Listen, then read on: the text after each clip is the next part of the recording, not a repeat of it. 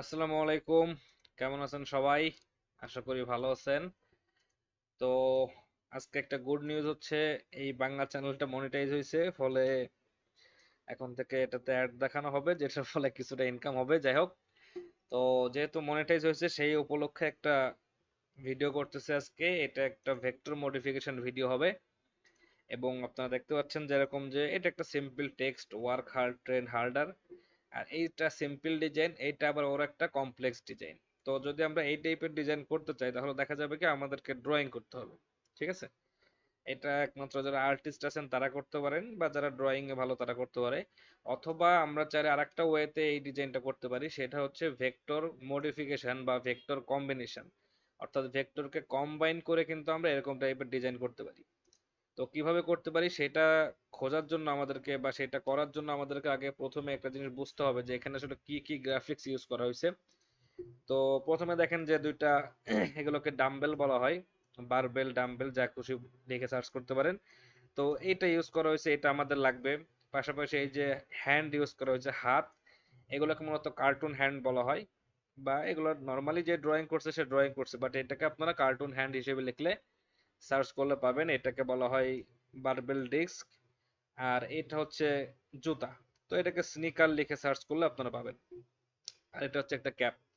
তো আমরা যদি কোনোভাবে এই এলিমেন্ট গুলাকে অ্যারেঞ্জ করতে পারি তাহলে কিন্তু আমরা এই ডিজাইনটা করতে পারবো।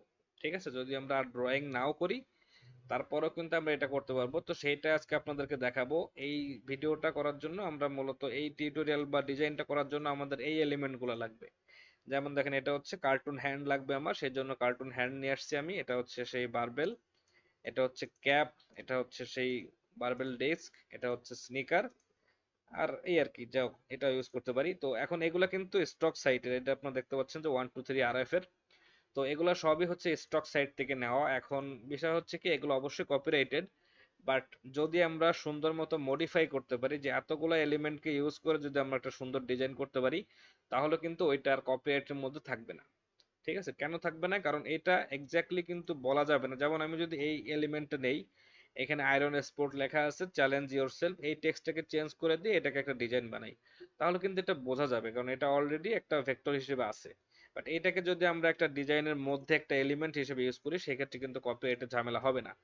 যাই হোক, তো সেটার জন্য আমরা যেটা করব, এই সবগুলো হচ্ছে ইমেজ ফরম্যাটে আছে, যেহেতু সবকিছুর ভেক্টর কিন্তু পাওয়া যায় না, বা আপনার কাছে হয়তো ফ্রি পিকে সাবস্ক্রিপশন আছে, সবকিছু কিন্তু এখান থেকে পাবেন না। তো সেক্ষেত্রে আমাদের এগুলোকে রেডি করতে হবে। তো ধরেন এটাকে আমি রেডি করব, আমি এটা একটা ব্ল্যাক এন্ড হোয়াইট ইমেজ আছে, ফলে এটাকে সহজেই আমি ইমেজ ট্রেস করতে পারবো সিলুয়েটস অপশনের মাধ্যমে। তো সিলুয়েটস এ ট্রেস করলে কি হবে, এটা দেখেন শুধুমাত্র ব্ল্যাক হয়ে গেছে।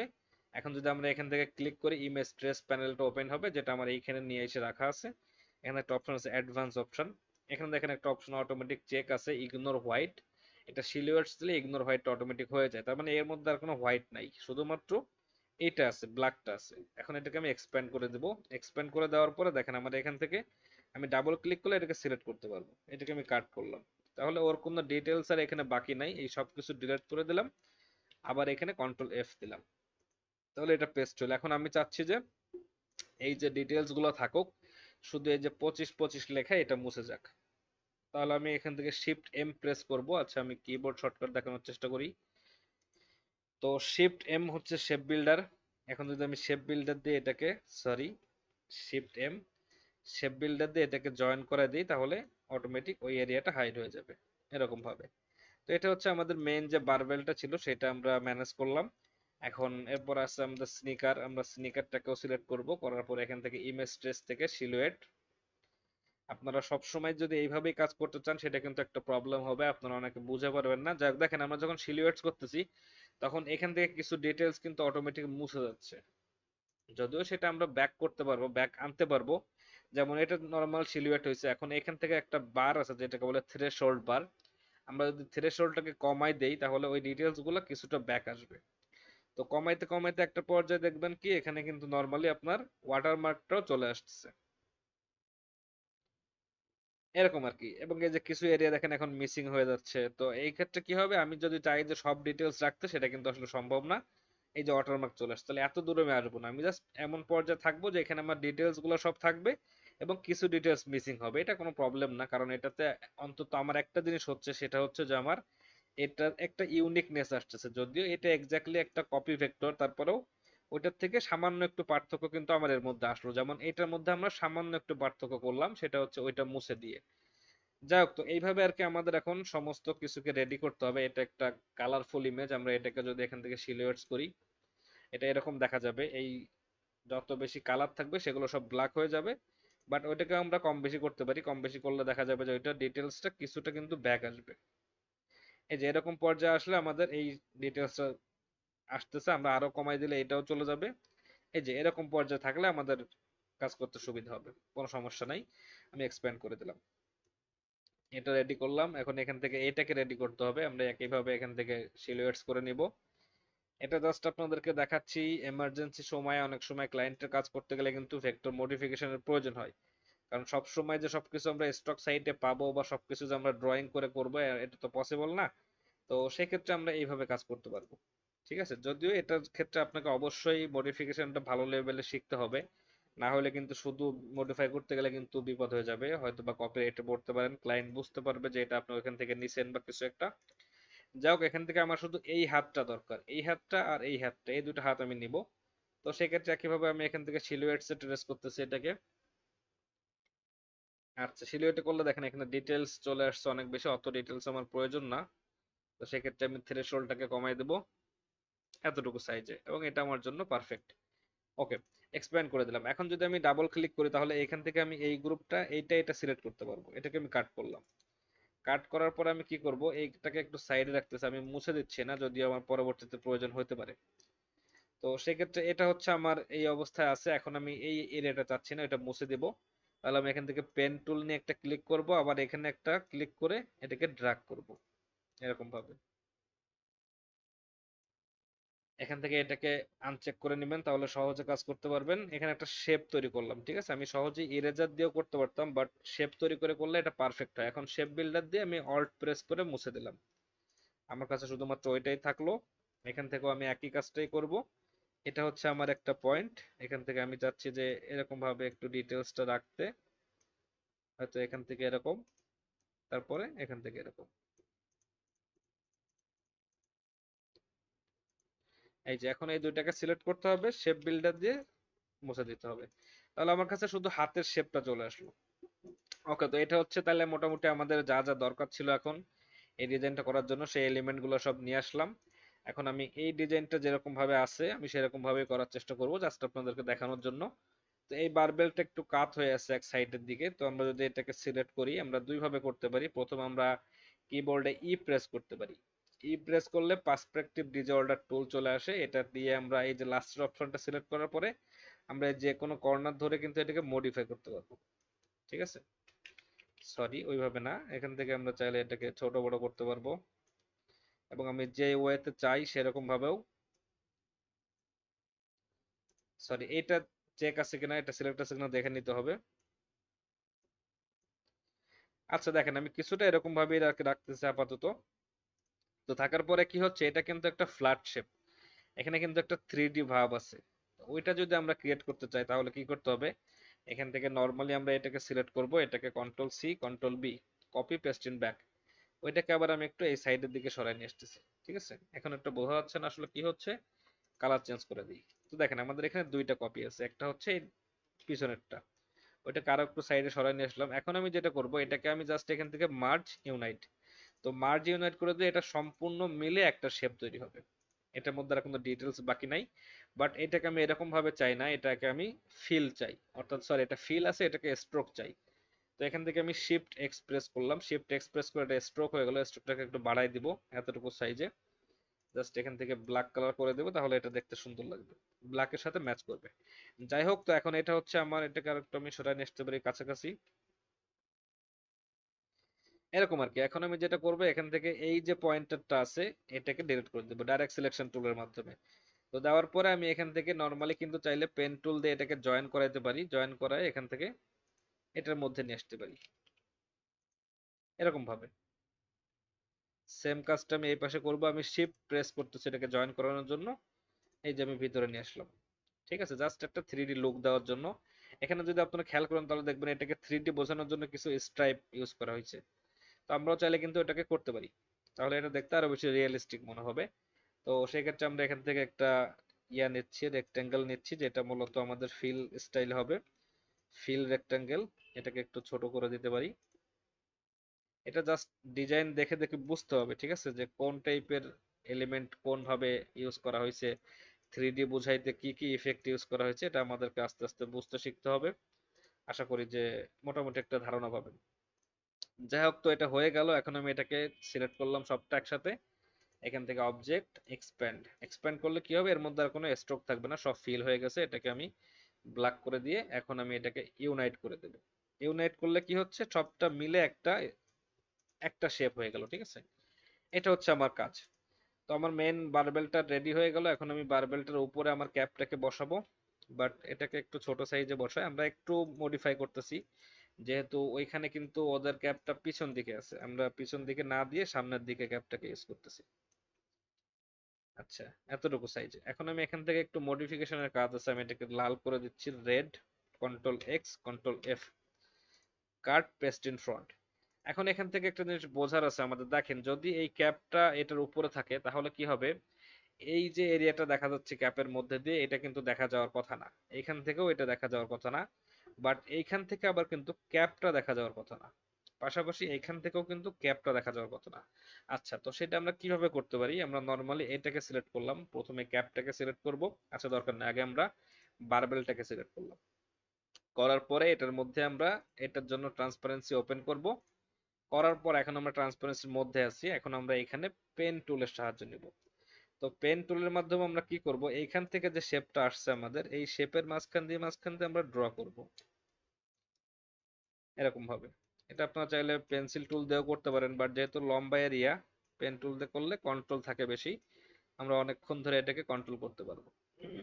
ওকে, এতটুকু আর কি। ধরেন আমরা এই পর্যন্ত আসলাম, আসার পরে এখান থেকে এরকম ভাবে ব্যাক গেলাম। তো এই যে আমাদের ওই এরিয়াটা কিন্তু হাইড হয়ে গেল। এখন এখান থেকে যেটা হচ্ছে, এই এরিয়াটা আবার দেখা যাওয়ার কথা, এই এরিয়াটাও দেখা যাওয়ার কথা। তাহলে এখন আমরা এখান থেকে বের হয়ে যাব, বের হয়ে এবার ক্যাপটাকে সিলেক্ট করব। ক্যাপটার জন্য ট্রান্সপারেন্সি ওপেন করব।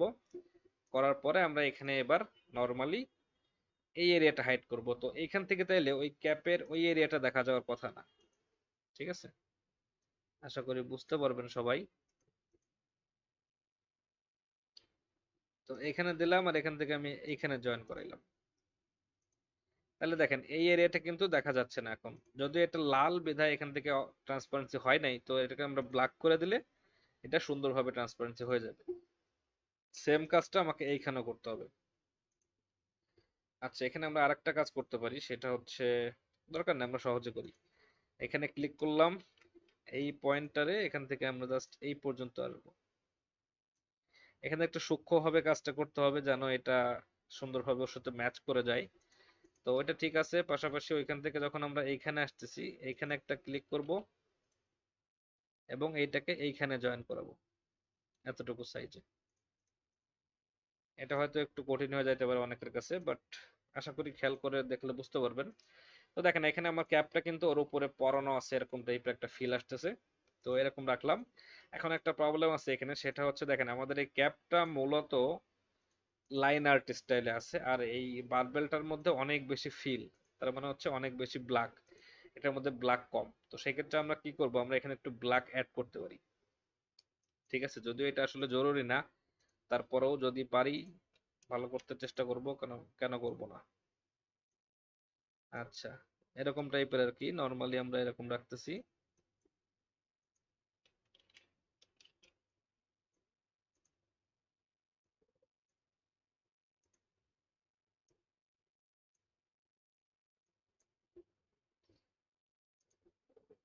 ওকে, তো এটা হচ্ছে আমরা একটু ব্ল্যাক অ্যাড করলাম আমাদের ক্যাপটাতে।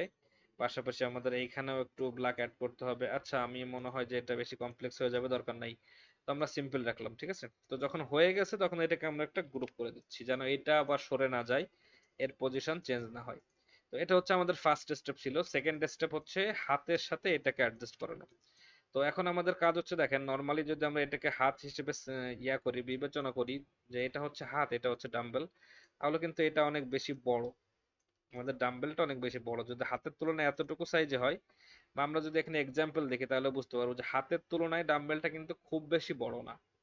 ফলে আমরা খুব বেশি বড় এখানে রাখতে পারবো না। সেক্ষেত্রে আমরা কি করব, এটা একটা সহজ সমাধান হচ্ছে আমরা এটাকে নর্মালি, এটার মধ্যে জায়গা কম আছে তাই না, তাহলে আমরা এখান থেকে ডাইরেক্ট সিলেকশন টুলের মাধ্যমে সিলেক্ট করব, এই পর্যন্ত অর্ধেক সিলেক্ট করব করে, এবারে আমরা যদি কিবোর্ডে অ্যারো কির মাধ্যমে নিচে নামায় নিয়ে আসি, তাহলে কিন্তু এখানে দেখেন জায়গা বেশি হয়ে যাচ্ছে, জায়গা বাড়তেছে আর কি, সোজা কথায়। এরকম তো, এরকম যদি হয় তাহলে মনে হবে যে এটা হাত দিয়ে কিন্তু কেউ ধরে আছে। ঠিক আছে, তো সেম ভাবে আমরা এটাকেও এইখানেও নিয়ে আসবো এরকম পজিশনে, হয়তো এর থেকে আর একটু বড় করতে পারি, হাতের থেকে সামান্য একটু বড় হওয়ারই কথা এটা। ওকে, তো এরকম একটা অবস্থা আর কি। এখন আমরা এখান থেকে আর একটু বড় করে দেই এতটুকু সাইজে। এখন এখানেও সেম প্রবলেম আছে যে এটাকে হাতের মধ্যে ফিট করাইতে হবে। তাহলে দেখেন নর্মালি যদি এটা হাত দিয়ে কেউ ধরে থাকে, তাহলে এই এরিয়া থেকে কিন্তু ওইটা দেখা যাওয়ার কথা না। ঠিক আছে, তো সেক্ষেত্রে কি করতে হবে, এটাকে সিলেক্ট করতে হবে। এর জন্য ট্রান্সপারেন্সি ওপেন করব। এখন আমি এখান থেকে ব্ল্যাক ফিল নিচ্ছি। এই যে এখান থেকে আমরা এইটার মধ্যে দিয়ে যাব। আচ্ছা, এখান থেকে যদি কেউ ধরে থাকে তাহলে ওই আঙ্গুলটা, অর্থাৎ এই আঙ্গুলটা কিন্তু আবার ডাম্বেলটার নিচে যাওয়ার কথা। ওকে, তো দেখেন এটা নরমালি হাইড হয়ে গেছে, কোনো প্রবলেম নাই। একটা প্রবলেম হচ্ছে এইখানটাতে, ওইখানটার জন্য আমরা কি করব, এবার হাতটাকে সিলেক্ট করব। হাতের জন্য ট্রান্সপারেন্সি ওপেন করব। এখান থেকে এখন আমরা নরমালি এইভাবে একটা স্ট্রোক নিব বা একটা লাইন নিব, যেটা আমার ওই হাতের কার্ভের সাথে ম্যাচ করবে। আচ্ছা, এটা হয়ে গেছে। এখন আমরা এখান থেকে এই পর্যায়ে আসলাম, এখান থেকে এইটার সাথে ম্যাচ করাইলাম। আচ্ছা, এখন এই ছোট এরিয়াটা আসলে প্রয়োজন না, ওইটাকে হাইড করে দেই। তো তাহলে দেখেন এরকম যদি হয় তাহলে মনে হবে যে এটা হাত দিয়ে ধরে আছে বা হাতের মধ্যে দিয়েই যাচ্ছে এটা, এরকম আর কি। এখন আমরা এটাকে ব্ল্যাক করে দিচ্ছি, কোনো সমস্যা নাই। এটাকে আমি গ্রুপ করে দিলাম, যেন এটা আবার পজিশন চেঞ্জ না হয়। সেম জিনিসটা আমরা এখানেও করব। তো প্রথমে এটাকে সিলেক্ট করলাম।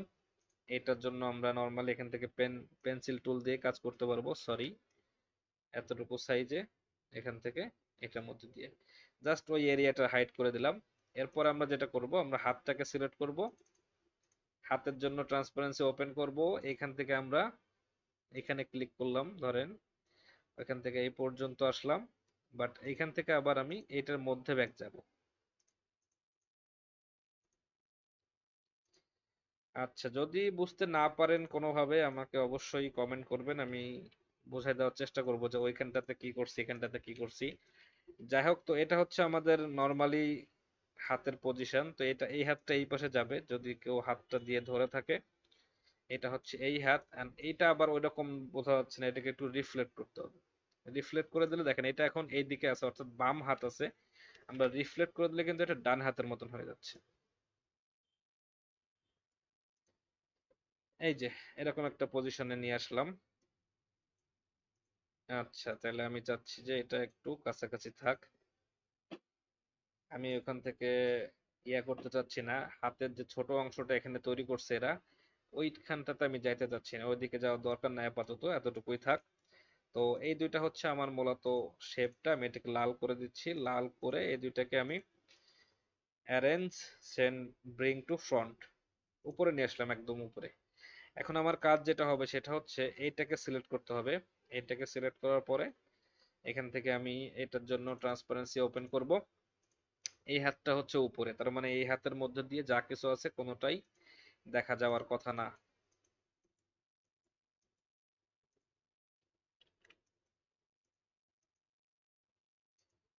এরকম আর কি।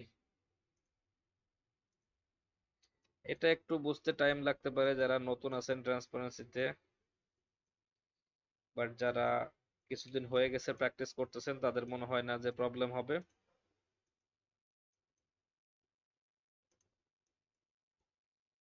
ওকে, তো এরকম ভাবে আর কি। দেখেন শুধুমাত্র আমরা ওই এরিয়ার মধ্যেই থাকতেছি যে এখান থেকে আমার ওইটা দেখা যাচ্ছে। এই যে, তো এখান থেকে কি হইলো, ওইটা হাইড হয়ে গেল, হাতটা উপরে থাকলো। আবার এইখান থেকে যেটা করব আমি সেটা হচ্ছে এইখান থেকে আমি চাচ্ছি যে এইটা থাকুক এইটার উপরে, বাট হাতটা চলে যাক ওইটার পিছনে। তো প্রথমেই আমাকে আবার এটা ট্রান্সপারেন্সির মধ্যে যাইতে হবে। এখান থেকে আমাকে পেন টুল নিতে হবে, পেন টুল, পেন্সিল টুল, যে যেটা দিয়ে করতে চান করতে পারেন, কোনো সমস্যা নাই। জাস্ট এইভাবে।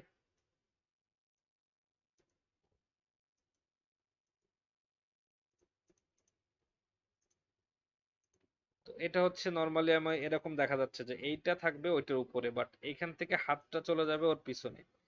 তো সেক্ষেত্রে আমাকে এইটা সিলেক্ট করে এটার জন্য ট্রান্সপারেন্সি ওপেন করতে হবে। এখান থেকে আমাকে নর্মালি আমি এই শেপটা, এই কালো শেপের মধ্যে থেকে যদি ড্র করে দিই হয়ে যাবে। অবশ্যই এটাকেও কালো করে দিতে হবে। আচ্ছা, এরকম দেখা যাচ্ছে, কোনো টেনশনের দরকার নাই, সবকিছু ঠিক আছে, জাস্ট এটাকে ব্ল্যাক করে দিচ্ছি।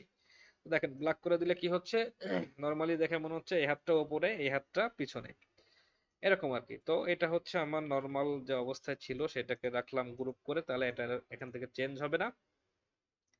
এখন আমাকে স্নিকার দুইটা ইউজ করতে হবে। স্নিকারটা আমি চাচ্ছি যে এখানে একটু ছোট সাইজে ইউজ করতে, খুব বেশি বড় আকারে না।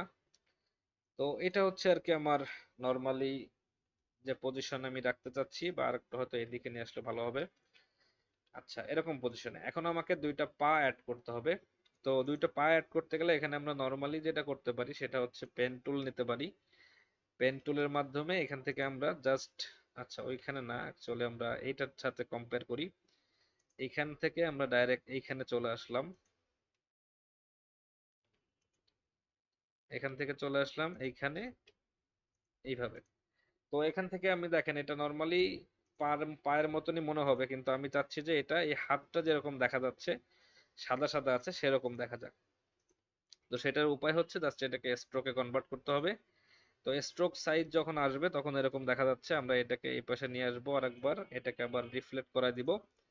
এই দুইটাকে আমি জাস্ট এখান থেকে একটু লম্বা করে দিব এরকম পজিশনে। তো এখন আমাকে যেটা করতে হবে সেটা হচ্ছে দেখেন এটাকে আমি একটু ভিতরের দিকে নিয়ে যাই, এই হচ্ছে অবস্থা। এখন আমি চাচ্ছি যে এখান থেকে প্রথম কাজ হচ্ছে আমার এই দুইটাকে আমি একসাথে রাখতে চাচ্ছি, বা এটাকে একটু সরাই নিয়ে আসি এদিকে, এরকম। ওকে। তো এখন এই দুইটাকে আমি একটা গ্রুপ করব, গ্রুপ, বা এটাকে একটু বেশি মোটা হয়ে গেছে মনে হয় হাতের তুলনায়। আচ্ছা, এটাকে একটা গ্রুপ করলাম। গ্রুপের মধ্যে গেলাম, গ্রুপের ট্রান্সপারেন্সির মধ্যে গেলাম, এখানে আমি ফিল কালার নিলাম ব্ল্যাক। এখান থেকে আমি পেন্সিল টুলের মাধ্যমে ওই দুইটা এরিয়া হাইড করে দিলাম। ওকে। এখন সমস্যা নাই কোনো, জাস্ট এখান থেকে একটু প্রবলেম হচ্ছে যে আমার এইখানে যে শেপটা আছে দেখেন, আমি একটু এখানে বোঝানোর চেষ্টা করি। এই পাটা যদি জুতাটার ভেতরে ঢুকে থাকে তাহলে এখান থেকে কিছুটা দূর পর্যন্ত কিন্তু আমরা পাটাকে দেখতে পারবো। আবার এইখান থেকে কিন্তু আমরা জুতাটার কালার চেঞ্জ করে দেই, এইখান থেকে কিন্তু আবার এই জুতার এই শেপ গুলা কিন্তু দেখা যাবে না।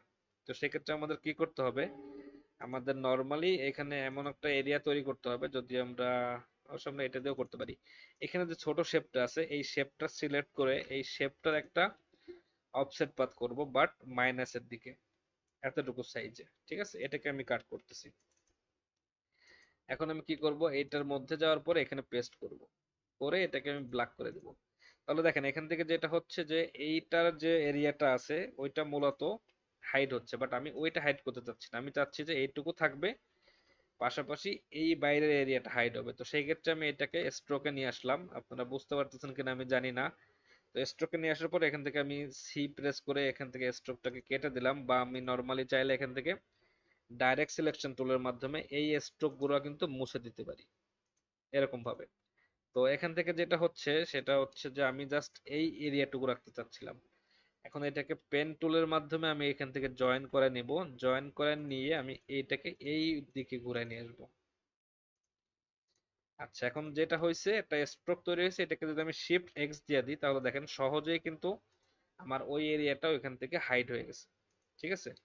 আর এই যে শেপটা এখানে তৈরি হয়েছে এইটাকে যদি আমি এই পাশে নিয়ে আসি, জাস্ট রিফ্লেক্ট করে দিই, তাহলে কিন্তু এটাতেও হয়ে যাবে। আচ্ছা, এটা তো এখান থেকে হচ্ছে না, একটু অ্যাডজাস্টের ব্যাপার আছে। আচ্ছা, দরকার নাই, এটা আমরা পরে করতেছি। তো এখান থেকে এরকম দেখা যাচ্ছে, এখানে রাখলাম। তাহলে আবার আমরা যদি এই জুতাটা সিলেক্ট করি, জুতার ট্রান্সপারেন্সি ওপেন করি, এখান থেকে কিন্তু জুতাটাও আবার হাইড হওয়ার কথা। আচ্ছা, এখান থেকে আমরা ওই শেপটাকেই ধরেন ধরে রাখলাম। একটু সময় নিয়ে করতে হবে, সৌন্দর্যের একটা ব্যাপার আছে।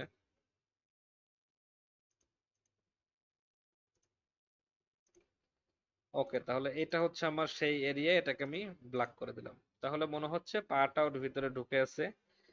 আচ্ছা, এখান থেকে কি এটার প্রয়োজন আছে? এটাকে আমি এই পাশে নিয়ে আসলাম, এখান থেকে রিফ্লেক্ট করে দিলাম। রিফ্লেক্ট মানে হচ্ছে ঘুরাই দিলাম, যেহেতু আচ্ছা দরকার নাই, এই দুইটার পজিশন সমান নাই। ওকে, তো এটা হচ্ছে নরমালি এরকম দেখাচ্ছে। এখন আমরা এইটার মধ্যে যাব। সরি, এখান থেকে আমরা প্রথমেই ওই শেপটা ক্রিয়েট করে নিয়ে আসবো। ওকে, এটার মধ্যে যাইতে হবে, এখানে পেস্ট করতে হবে, শিফট এক্স দিয়ে ঘুরাই দিতে হবে। ডাইরেক্ট সিলেকশন টুলের মাধ্যমে আমরা এটাকেও মুছে দিব। এখন আমরা পেন টুলের মাধ্যমে এটাকে জয়েন করে এইদিকে নিয়ে আসবো।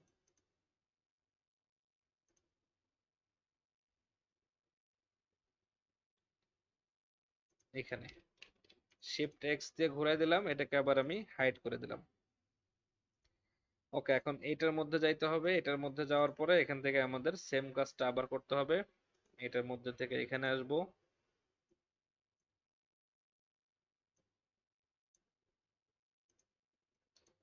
বেশি টেনশন করার দরকার নাই, এটা যদি না হয় সহজে জাস্ট এখানে বসাই দিলে হবে, কোনো সমস্যা নেই। ওকে, তাহলে এটা এখন স্ট্রোক আছে, স্ট্রোকটাকে আমি এক্সপ্যান্ড করে দেই এবং সবকিছু সিলেক্ট করে আমি এটাকে ব্ল্যাক করে দিই। তাহলে কিছুটা এরকম দেখা যাবে, মনে হবে যে পাটা ওই জুতাটার মধ্যে ঢুকে আছে। আশা করি বুঝাইতে পারছি, যদি না বুঝতে পারেন কমেন্ট করবেন অবশ্যই। তো এই হচ্ছে আর কি আমাদের আপাতত ফাইনাল যে ছিল, গ্রাফিক্স ছিল, এটা সেটা আমরা তৈরি করলাম। এই সব কিছুকে আমি একটা গ্রুপ করে দিলাম যেন এগুলো সব একসাথে থাকে। বাকি এখানে যেটা, যে ইফেক্টের মাধ্যমে টেক্সটটাকে বসানো হয়েছে, এটা আসলে খুবই সহজ একটা ইফেক্ট। যাই হোক, আমরা আরো সহজে করার চেষ্টা করি। সেটা হচ্ছে আমাদের এখানে দেখেন দুইটা, এটাকে বলা হয় রিবন। তো ওরকম একটা রিবন আমরা চাইলে সহজে তৈরি করে নিতে পারি, অথবা আমরা রিবন ছাড়াও করতে পারি, কোনো সমস্যা নেই।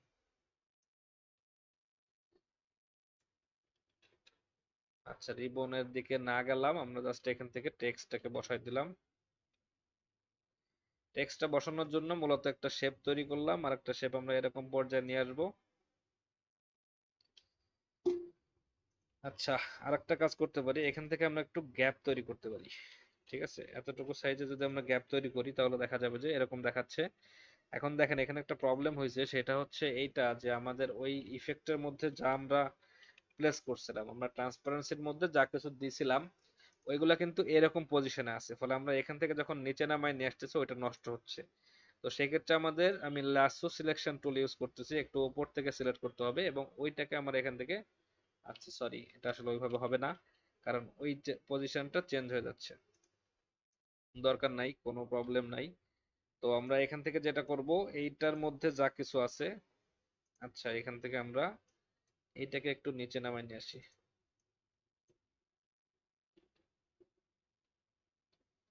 এতটুকু পর্যায়ে নিয়ে আসলাম। এখন এখান থেকে আমি এই পার্টটাকে সিলেক্ট করব। ওকে, এখন যেটা হবে, এইখানটাতে যেহেতু আমরা ওইটাই অ্যাপ্লাই করছিলাম, ওইটাকে আমরা নিয়ে যাব উপরে। এই যে এটার সাথে ম্যাচ করে দিলে হয়ে যাবে, কোনো সমস্যা নাই। ওকে, তাহলে এইখানে আমার এই পাটা একটু লম্বা দেখা যাচ্ছে। তো লম্বা দেখা যাওয়ার কারণ হচ্ছে এটাকে একটু লম্বা রাখছি আমি। এইখানে আমি মূলত আরেকটা টেক্সটটাকে বসাই দিব, জাস্ট একটু ভ্যারিয়েশন করার জন্য। ওরা যেরকম করছে এক্স্যাক্টলি ওরকমই না করে আমি একটু ভ্যারিয়েশন করলাম। ওকে, তো এখানে হচ্ছে ওয়ার্ক হার্ড, ট্রেন হার্ডার। এখানে আমরা একটা ফন্ট নিতে পারি, সেটার নাম হচ্ছে অ্যাবসলিউট এম্পায়ার। ওই আর কি, একটু হার্ড টাইপের জিমন্যাস্টিক রিলেটেড ফন্ট আর কি। আচ্ছা, অর্ক হার্ড, এখানে একটা স্পেস হবে আর এই টেক্সটটা একটু ছোট হবে, জাস্ট এটাকে সুন্দরভাবে বসানোর জন্য। ওকে, তাহলে এখন এটাকে আমরা একটু অ্যালাইন করে দিব। সেন্টার অ্যালাইন দেখেন, অনেক সময় সেন্টার অ্যালাইন কিন্তু আসলে সেন্টার দেখায় না। সেক্ষেত্রে ম্যানুয়াল অ্যালাইন করতে হবে, ওয়ার্ক হার্ড। আর এখানে দিয়ে দেব train harder. Train harder, gym harder, anything যা খুশি আমরা বসাইতে পারি, কোনো সমস্যা নাই। তো এটা হচ্ছে আমার টেক্সট এখানে। তো এখান থেকে তাহলে আমি একটা জাস্ট একটা এরিয়া তৈরি করব, যেটার মাধ্যমে আমি এখানে সহজেই আমার ওই টেক্সটার একটা গ্যাপ তৈরি হবে। এটা আমার অনেক ডিজাইনের মধ্যে আপনারা দেখবেন আমি ইউজ করছি। তো এই দুইটাকে তিনটাকে সিলেক্ট করলাম, ডিস্ট্রিবিউট করলাম, এটা গ্রুপ করে দিলাম। আচ্ছা, গ্রুপ যখন করছে এটাকে এক্সপ্যান্ড করে দেই, একবারই হয়ে যাক। তো এটা হচ্ছে আমার যে মূল শেপ ছিল। আমি এখন এটার জন্য ট্রান্সপারেন্সি ওপেন করব, করার পরে আমি এখানে এই এরিয়ার জন্য একটা রেক্টাঙ্গেল নিয়ে নেব। এই যেটাতে কি হবে, ওই এরিয়াটা হাইড হয়ে যাবে। আচ্ছা, তো সেই ক্ষেত্রে আমার মনে হয় যে এটা একটু বেশি লম্বা হয়ে গেছে, একটু উপরে দিয়ে দিলাম। তাহলে এটার মাঝখানেও আমরা যেটা দিছি এক স্টেপ উপরে দিয়ে দিতে পারবো। এবং এইখান থেকে আমাদের এইটাকে আরেকটু মডিফাই করতে হবে। এই যে কাছাকাছি চলে আসুক, কোনো সমস্যা নাই। আচ্ছা, এখান থেকে আমি তাইলে এইটার যে ট্রান্সপারেন্সি করছিলাম তার মধ্যে যা কিছু বসাইছিলাম ওইটাকে আরেকবার একটু মডিফাই করতে হবে। বুঝতে সমস্যা হলে অবশ্যই কমেন্ট করবেন, আমি আবার বোঝাই দেওয়ার চেষ্টা করব। তো যাই হোক, এটা হচ্ছে মূলত আমাদের যে ডিজাইন আর কি এই মুহূর্তে। এটাকে আমি আর একটু বড় করে দেই, বা বড় করার দরকার নাই, জাস্ট এটাকে একটু মডিফাই করে দিতে হবে। সেটা হচ্ছে ইলিপস বানাইতে হবে আর কি, সার্কেল না নিয়ে ইলিপস নিতে হবে। এই ইলিপসটার মধ্যে এখন আমি আবার ওই টেক্সটটাকে প্লেস করে দেব। ওকে, তাহলে এই সব কিছুকে একটা গ্রুপ করে দিচ্ছি যেন এদের পজিশন চেঞ্জ না হয়। এখন আমি এই সবগুলোকে সিলেক্ট করে এখান থেকে অ্যালাইন করে দেব এরকম ভাবে, এরকম পজিশনে। আচ্ছা, তাহলে এটা হচ্ছে আমাদের ফাইনাল যে ডিজাইন ছিল এই ভিডিওটার জন্য। আশা করি বুঝতে পারছেন, বা যদি বুঝতে নাও পারেন কমেন্ট করবেন অবশ্যই। তো এইভাবে কিন্তু আমরা চাইলে নর্মালি একটা ভেক্টরকে কিন্তু মডিফাই করতে পারি। অর্থাৎ ভেক্টর মডিফিকেশন বলতে হচ্ছে বিভিন্ন রিসোর্স থেকে ভেক্টর নেওয়ার মাধ্যমে সেটাকে কিন্তু আমরা সহজে একটা নির্দিষ্ট ভেক্টর প্যাকেজের মধ্যে নিয়ে আসতে পারি। অর্থাৎ আমরা এখানে এখন দেখেন, আমরা যেখান থেকে যা ইউজ করছি না কেন সবকিছু কিন্তু এখন কিন্তু আর ইন্ডিপেন্ডেন্টলি কেউ কিন্তু আর কোনো কিছু রিপ্রেজেন্ট করতেছে না। অর্থাৎ এককভাবে কিন্তু কেউ আর একটা ভেক্টর নাই, সবকিছু মিলেমিশে কিন্তু একটা নতুন ভেক্টর তৈরি হয়েছে। তো এটা হচ্ছে মূলত ভেক্টর মডিফিকেশন। যদি আপনারা এইভাবে কাজ করতে পারেন তাহলে ইনশাল্লাহ কোনো প্রবলেম হবে না, আপনারা এইভাবে বাইরের কাজও করতে পারবেন। তবে এটা তখনই করবেন যখন অনেক পরিমাণ মডিফিকেশন করার সুযোগ আছে। ঠিক আছে, যদি এরকম হয় যে অল্প একটু মডিফিকেশন তাহলে কিন্তু সেক্ষেত্রে এইভাবে কাজ করলে হবে না। যাই হোক, তো আশা করি সবার জন্য হেল্পফুল হবে। সবাই, সবাইকে ধন্যবাদ চ্যানেলের ভিডিও দেখার জন্য। অনেক দূর আসছি আপনাদের সবার ভালোবাসায়। আশা করতেছি যে আরো রেগুলার ভিডিও বানাইতে পারবো এই চ্যানেলের জন্য। এখন দেখা যাক।